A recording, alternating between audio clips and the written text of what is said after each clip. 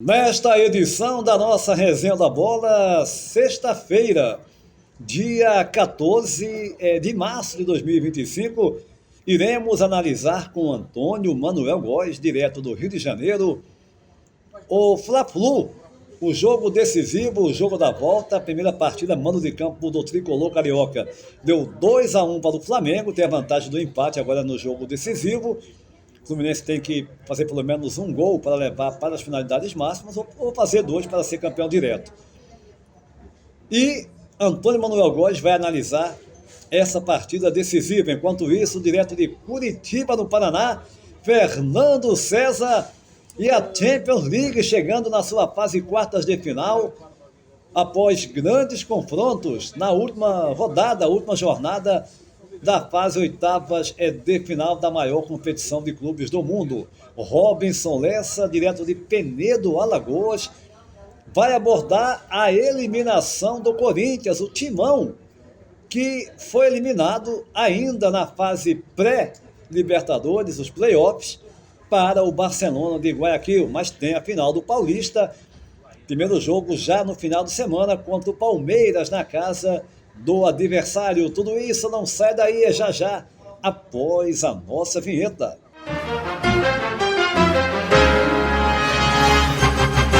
E a gente inicia mais uma Resenha da Bola.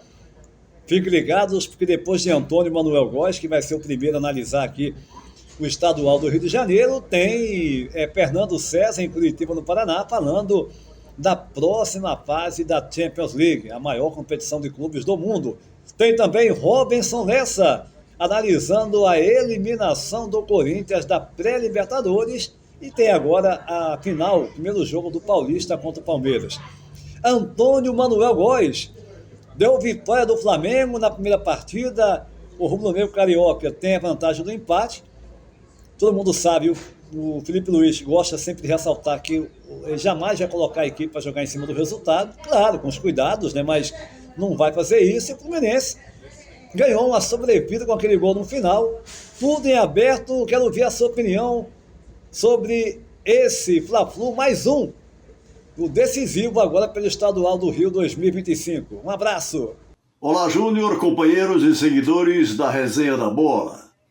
O primeiro confronto da dupla Fla-Flu, nessa última quarta-feira, 12 do Maracanã, para a decisão do Campeonato Carioca, teve mando de campo tricolor com 70% dos ingressos à disposição e massiva ausência de sua torcida, limitando a ocupação do estádio a pouco mais de 35 mil pagantes, incluídos os 30% rubro-negros.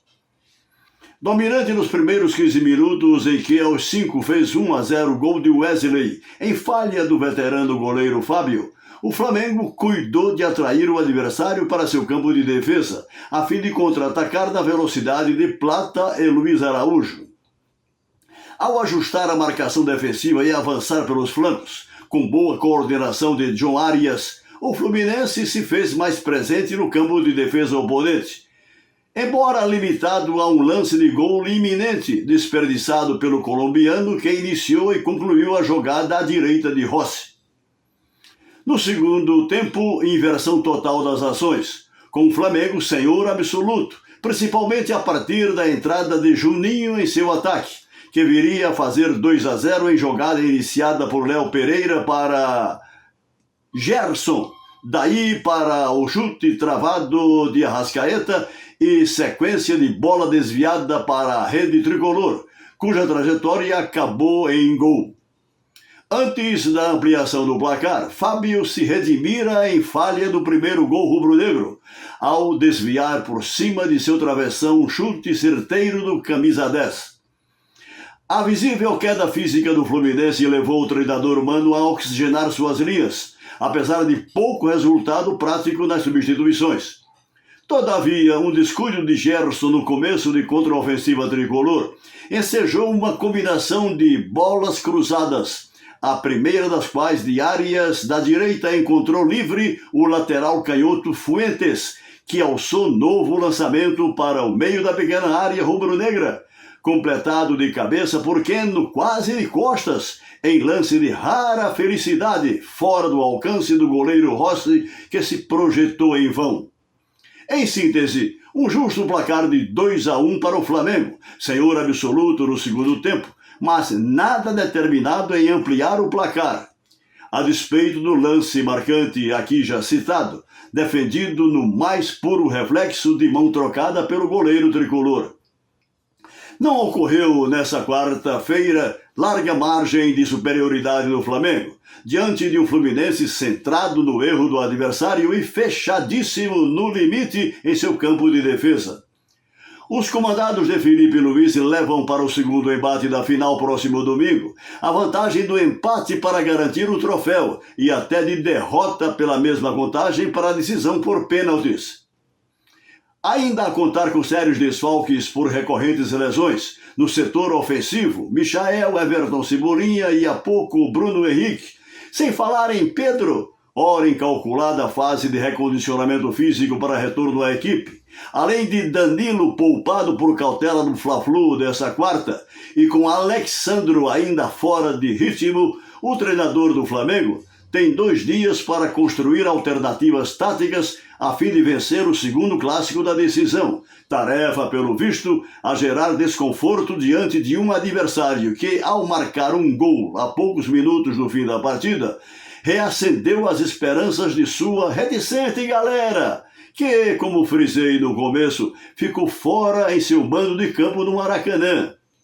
Domingo, com certeza, haverá na arquibancada uma onda rubro-negra, Antônio Júnior.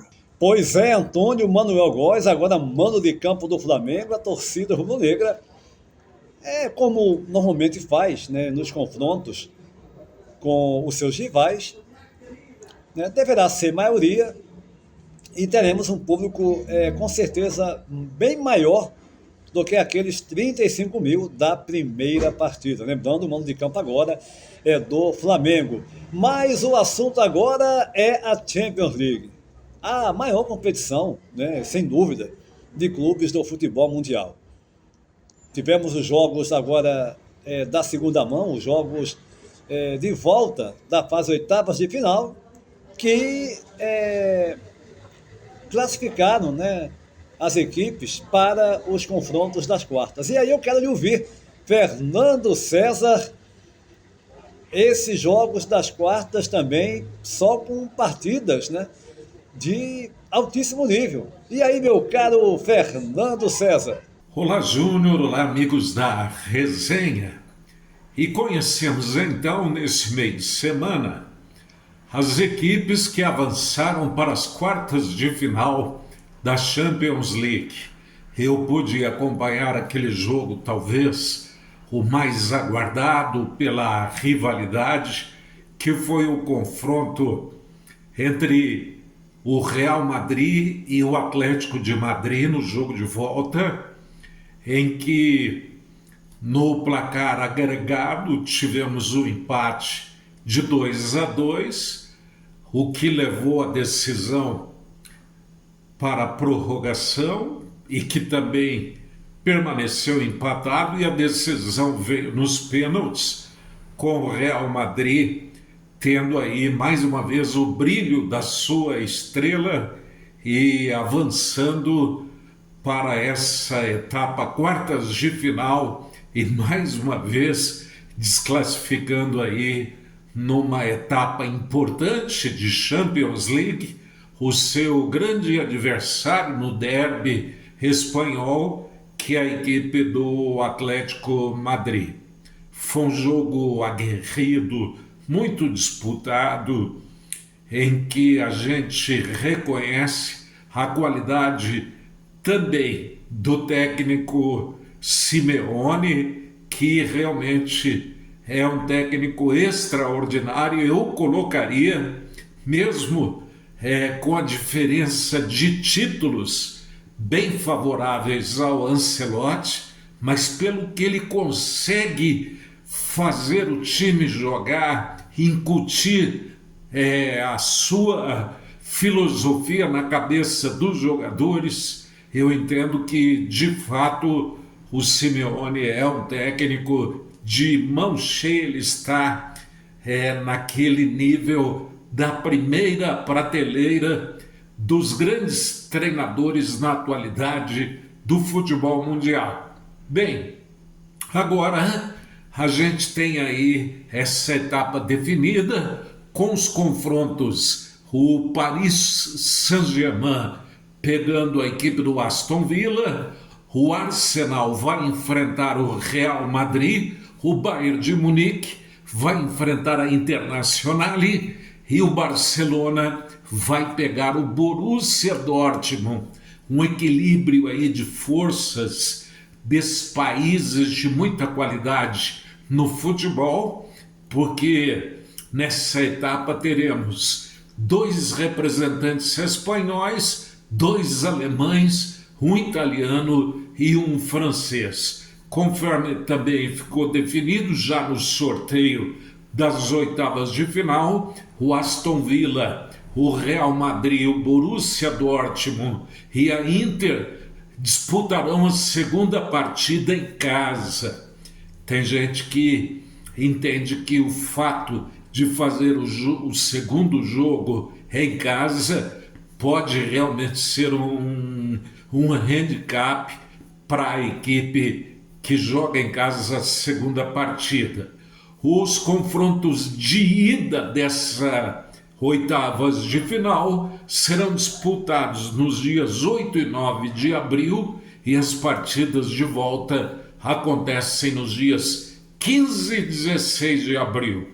Lembrando que o vencedor de Barcelona e Borussia Dortmund vai enfrentar o vencedor de Bayern de Munique ou Internazionale. E quem vencer de Real Madrid e Arsenal enfrenta PSG ou Aston Villa.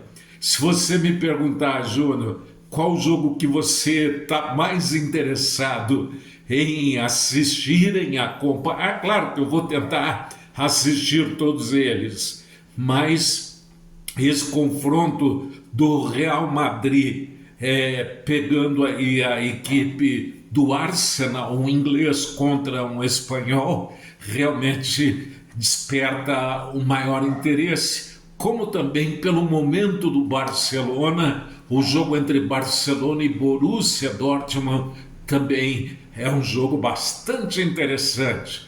Agora, vamos esperar essa etapa que realmente promete muitas emoções, Júnior. Muitas emoções, Fernando César, sem dúvida alguma. É claro que jogar a partida decisiva, o segundo jogo em casa, né? No caso aí do Aston Villa, o Real Madrid, a Inter de Milão e o Borussia Dortmund, né? Favorece, é um ponto favorável, claro que é um ponto positivo.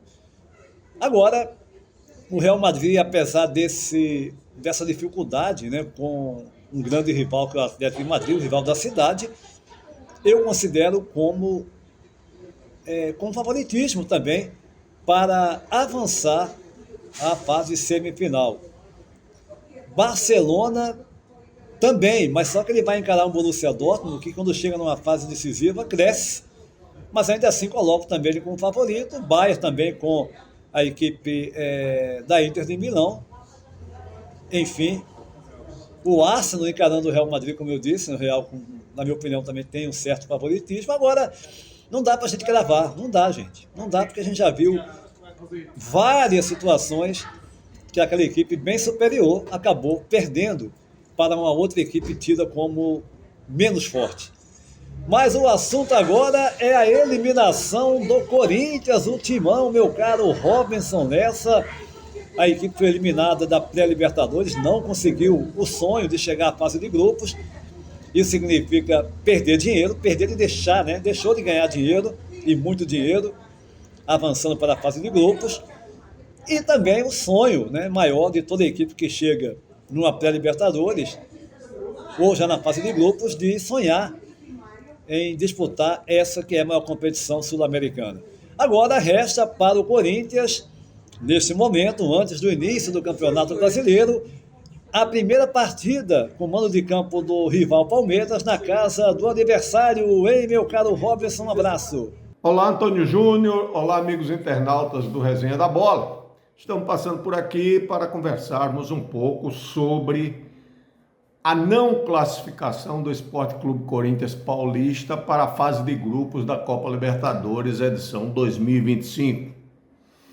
Depois do vexame protagonizado lá na cidade de Guayaquil, no Equador, quando foi derrotado pelo Barcelona local por 3-0, a equipe corintiana teria que, no mínimo, repetir o mesmo placar para aí decidir a classificação numa possível disputa de penalidade máxima.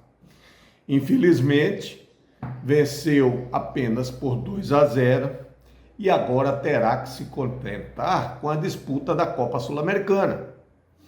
O que isso quer dizer? O que isso significa? Inicialmente, significa dizer que o Alvinegro de Parque São Jorge não estará disputando a competição que é tida como a de elite do futebol sul-americano. Primeiro passo. E vai disputar, diríamos, a grosso modo, uma segunda divisão continental, que é a Copa Sul-Americana. O terceiro, que é, na verdade, um importante detalhe, se trata do repasse financeiro. A cota de participação na Copa Conmebol Libertadores é infinitamente superior à da Copa Sul-Americana. E a gente sabe por A mais B, por B mais A e vice-versa que a situação financeira do Sport Clube Corinthians Paulista, me desculpe, é das mais críticas. E precisaria contar com esse recurso advindo da Copa Libertadores. Não ocorrerá. Não sei como vai subsistir diante dessa nova realidade que se apresenta. A verdade é que o vexame em solo equatoriano foi determinante, porque pior do que o resultado em si, para mim, foi a apatia, a falta de atitude e de personalidade demonstrada pelo time corintiano. Porque no nosso modo de entender futebol, hoje existem duas variáveis determinantes para uma equipe se tornar vitoriosa. São elas, no nosso modo de entender, atitude e intensidade. Corinthians não apresentou nenhuma dessas duas lá em Guayaquil, no estádio monumental de Guayaquil. E por conta disso, foi merecidamente derrotado. Aliás, diga-se de passagem, 3-0 foi um resultado barato pelo que não jogou o Alvinegro de Parque São Jorge. Ontem a história já foi diferente. Foi um jogo praticamente, diríamos, de ataque contra a defesa. Fez 2 gols, poderia ter feito o terceiro, poderia, mas isso não aconteceu. Em cima dessa realidade, vai sair de cabeça erguida, mas desgastado física e emocionalmente para a partida decisiva, a primeira do Campeonato Paulista contra o Palmeiras no próximo domingo. Então, não se classificou para a Copa Libertadores e está extremamente extenuado para o primeiro jogo contra o rival Palmeiras na decisão do Paulistão 2025. Tudo isso sequelas de uma noite das mais infelizes lá no Equador. Forte abraço e até a próxima, pessoal. Robson, e você colocou aí uma questão que eu tinha abordado já antes de você analisar essa eliminação do Corinthians, que é a parte financeira. Para um clube que tem seríssimos problemas financeiros, repito, seríssimos problemas financeiros, por descaso de gestões, não foi só essa, não é atual, seria fundamental, né, para a equipe do Corinthians, o clube, avançar para a fase de grupos, porque o repasse financeiro da Libertadores é óbvio, né, é muito superior, não tem nem comparação, é óbvio, com a Sul-Americana. É uma competição, é a segunda mais importante? Claro, O Corinthians vai ter calendário, além do Campeonato Brasileiro, né, e Copa do Brasil, enfim, mas não tem como a gente deixar, até pela expectativa do Corinthians ter melhorado no final do ano passado, com a sequência de vitórias no Campeonato Brasileiro, ser eliminado de forma bizonha por uma equipe que tem tradição também, é o Barcelona, mas o Corinthians tinha condições, eu também analiso dessa forma, de, primeiro, não tinha que ter perdido, tomar aquela goleada, um chocolate fora de casa. E aí já joga com a pressão, fez 2 gols, mas tem que fazer 3 para ir para os penais ainda, tem que fazer mais 2 para classificar direto. E agora, para já resta o Campeonato Paulista, primeiro jogo neste sábado, mando de campo do Alviverde de São Paulo, ou seja, Palmeiras e Corinthians, primeiro jogo da decisão. Esta edição da nossa Resenha da Bola vai ficando por aqui. Gente, eu conto com você, o canal está aí crescendo, as pessoas estão chegando, estão se inscrevendo, mas falta você também, que não é inscrito ainda. Não basta ver o vídeo, porra, a gente fica muito feliz, mas para somar mais com a gente, vai lá, não paga nada, eu sempre digo isso, é 0800. Vai gastar 2 segundinhos, clica lá no inscrever-se, no se inscrever, enfim, inscrever-se, e você vai estar colaborando e muito com o nosso canal, sempre recebendo o melhor conteúdo do mundo do futebol. A todos um abraço e até a próxima.